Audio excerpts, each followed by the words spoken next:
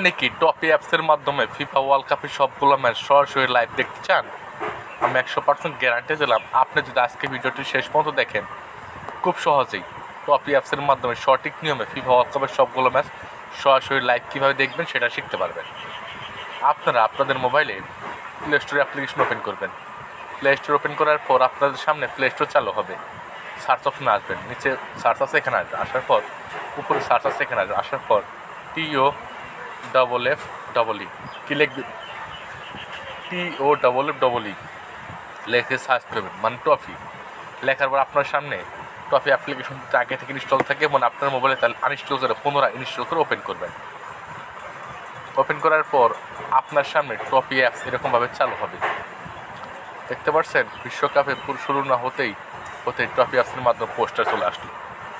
এখন কিভাবে টপি অ্যাপসের মাধ্যমে আপনারা সেটিংস করে সরাসরি বিশ্বকাপের সবগুলো ম্যাচ দেখবেন সেটা শেখাবো।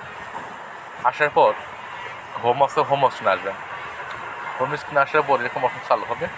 তো এখানে উপরে ভিডিও লাইন আছে বা লোগো থাকবে, এখানে ক্লিক করবেন। ক্লিক করার পর এখানে দেখতে পাচ্ছেন লেখা আছে সাইন ইন।